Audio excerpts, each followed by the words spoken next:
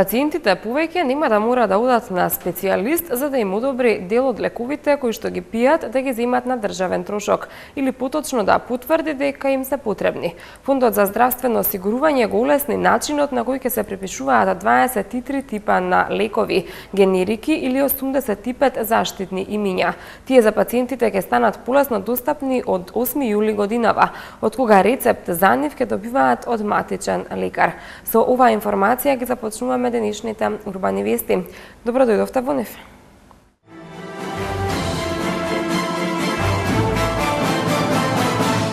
Започна санацијата на коловозот пред рекорд.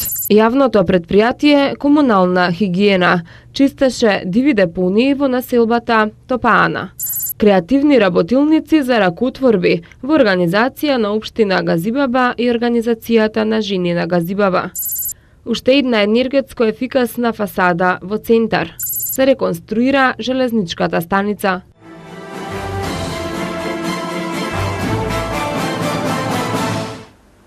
Од денеска се затвара за сообраќај улицата Димитрije Чуповски кај познатата автобуска станица Рекорд. Причина за ограничениот сообраќај е почетокот на градежните работи за реконструкција на коловозот.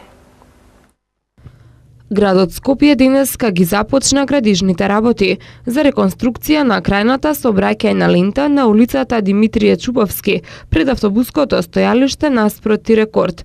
Градежните работи се очекува да завршат до крајот на месец јули. Оваа сообраќајна лента ќе се реконструира во должина од 200 метри пред и по автобуската постојка. Во текот на реконструкцијата на сообраќајната лента ќе се нивелираат и постојните шахти и сливници. Поради изведување на градежните работи, за сообраќај целосно ќе се затворат двете сообраќајни ленти од улицата Димитрije Чуповски во насока од болницата Наум Охридски до такси станицата Ловец. Градоначалникот на град Скопје Коца Тројановски апелираше до сите учесници во сообраќајот да се придржуваат на привремениот сообраќајен режим и да ја почитуваат поставината сообраќајна сигнализација. Денеска градот Скопје почнува со реконструкција на едно од 4 најоштетени автобуски стојалишта во градот Скопје. Има 4 автобуски стојалишта кои се во многу лоша состојба. Ова автобуско стојалиште мислам дека е во најлошата состојба. Неколку пати санирано е со горе со асфалтен слој, меѓутоа се види дека таа постапка, тој начин на санирање не е добар. Тоа се одлучивме да направиме комплетно санирање на ова автобуско стојалиште. Санирањето ќе биде некаде почнувајќи од театарот за деца, па се овде до влезот на улицата Никола Вапцаров во должина од 200 метри, при што ќе биде затворен сообраќајот во насоката од портата Македонија према Карпош, во делот од театарот за деца, па се до овде до, како што кажа, до Никола Вапцаров, при што сообраќајот ќе биде пренасочен, збориме пред се за јавниот сообраќај, за оние кои што доаѓаат од ГТЦ, градска болница, па треба да свртат десно према порта Македонија овде да дојдат на оваа сообраќајница, веќе нема да доаѓаат, туку ќе бидат пренасочени на лева страна, ќе одат по 11 октомври, потоа на Кочо Рацин ќе отидат до кај што е новата катна гаража, по Кирил и Методи и после тоа доаѓаат на Климент Охридски, со тоа се премостува овој дел кој што сега ние го затвараме. На реконструкцијата на крајната сообраќајна лента на улицата Димитрije Чуповски пред автобуското стојалиште наспроти Рекорд ќе работат екипите на АД Бетон Скопје. Градот Скопје за овој зафат ќе инвестира околу 4 милиони денари.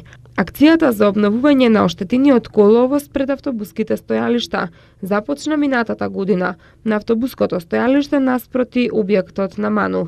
Во наредниот период ќе се работи и на обнова на коловозот пред автобуската станица пред самиот објект на Ману, најави градоначалникот Тројановски.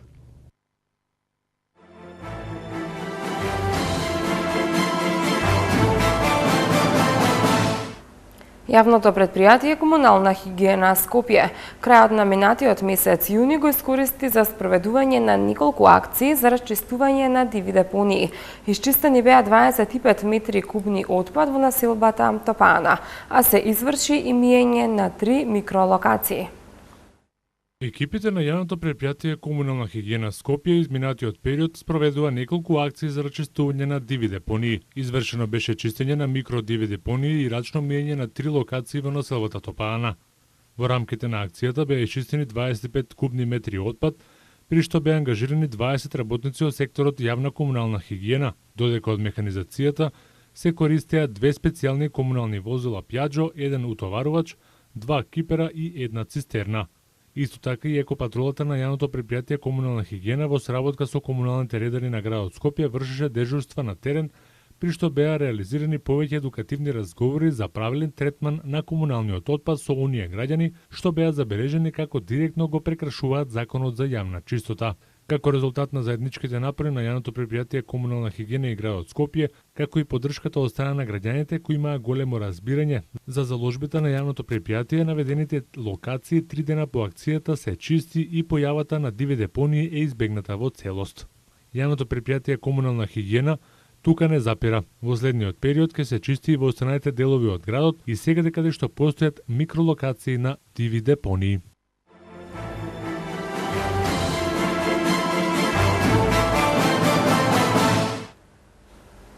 Општина Газибаба во соработка со Организацијата на жени на Газибаба го реализираат проектот Етноденови, кој е дел од програмата за култура за 2014 година. Во рамките на овој проект се реализираат креативни работилници на кои жените од Газибаба и сите оние кои беа заинтересирани изработуваа украсен накид, плетење на чипки, изработка на реплики од носии, везење на мотови од народни носии, креации од монистри и друго. Оваа година по втор пат креативните работилници ги организира нашата организација на жени на општина Газибаба заедно со општина Газибаба.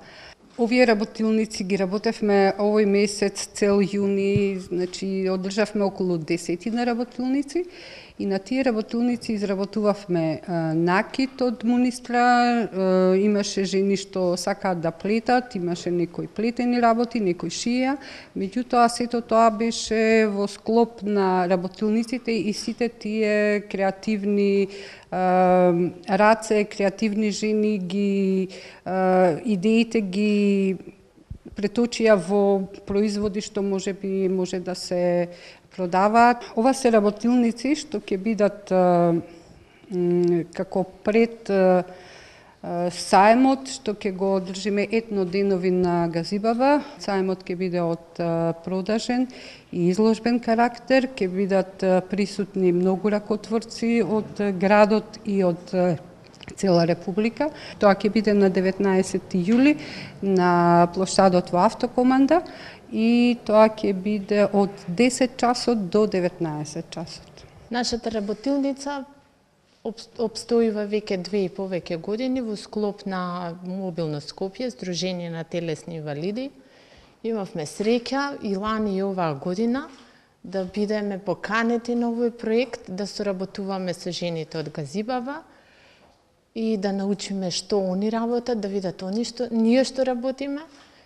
И се надевам и оваа година, не се надевам, него сум сигурна ќе учествуваме ние на етносајмот заедно со нив.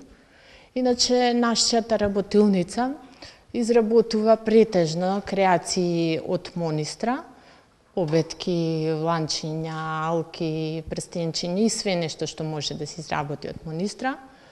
Што не значи дека ќе се ограничиме на тоа. Сега веќе кога се запознавме со нив, добивме идеја и за некои нови креации, нови соработки и така. Проектот беше обсмислен да имаме неколку работилници заедно, меѓутоа и пријатните луѓе во нивното здружение, се надевам и кај нас, од нивна страна спрема нас, придонесе да направиме многу повеќе работилници неголи замислените. И проектов кога ќе заврши, јас се надевам и така и се договоривме дека ќе продолжиме и понатаму да соработуваме и дека нема да застане нашето дружење овде. Овие рачно изработени ракотворби ќе бидат изложени на завршната манифестација на проектот Етноденови, која ќе трае 3 дена, на која ќе бидат поканети да учествуваат сите заинтересирани организации на жени од Република Македонија и од соседните земји. Општина Цинтар продолжува со проектот за обновување на фасадите. Деновиве беше завршена и четвртата енергетски ефикасна фасада. Жителите на улица Франклин Рузвелт број 46 добија нова обновена фасада, а боите се во договор со станарите, информира Општина Центар. Ова е четврта енергетско ефикасна фасада од планираните 11, кои во договор со станарите ги изведува Општина Центар.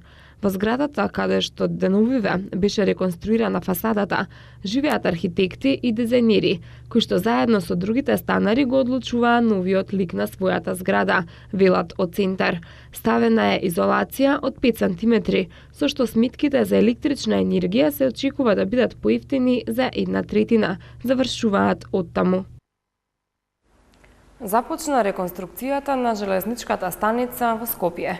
Целосно ќе биде уредено преземјето, мезанинот и платформското ниво.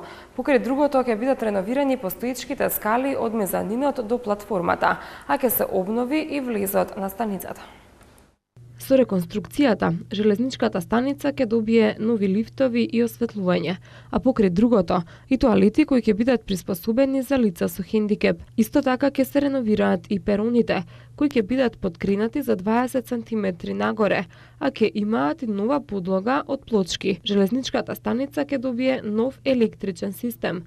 Граѓаните ќе можат билетите да ги купуваат електронски, чекалните ќе добијат нов лик, а патниците ќе можат полесно да се информираат за редот на возовите. Покрај градежните активности, предвидено е реновирањето да донесе и многу технолошки новитети. Ќе бидат поставени нови информативни табли за патниците, а на покривот од платформите ќе се инсталира фотонапонски систем што ќе произведува електрична енергија за потребите на станицата. Санацијата на железничката станица во Скопје треба да биде готова најдоцна до април наредната година.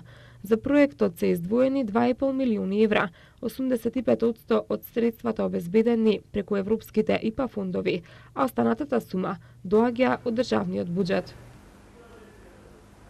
Нашите представници во Лига Европа, Турново и Металург денеска ги започнуваат настапите. Турново е домаќин на Чикура од Грузија, а Металург гостува кај Санта Колома во Андора. Енди Мареј е елиминиран во четвртфиналето на Вимблдон. За овие останатите вести од спортот по рекламите.